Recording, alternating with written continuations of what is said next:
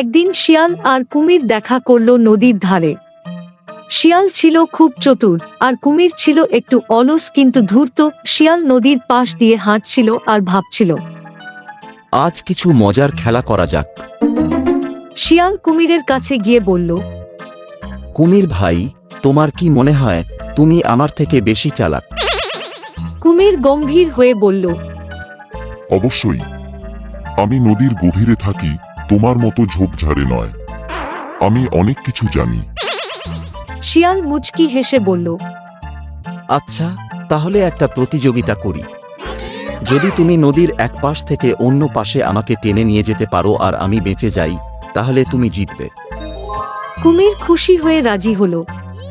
সে ভাবল শিয়ালকে নদীর মাঝে নিয়ে গিয়ে তাকে গিলে ফেলবে।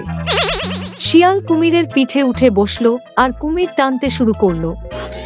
নদীর মাঝে পৌঁছে কুমির যখন শিয়ালকে গিলে ফেলার জন্য প্রস্তুত, তখন শিয়াল হঠাৎ কুমিরের মাথায় লাফিয়ে বলল, আহা, কুমির ভাই, তোমাকে ধন্যবাদ।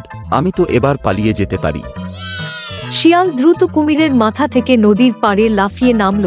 কুমির হতবাক হয়ে দেখল শিয়াল অনেক দূরে চলে গেছে।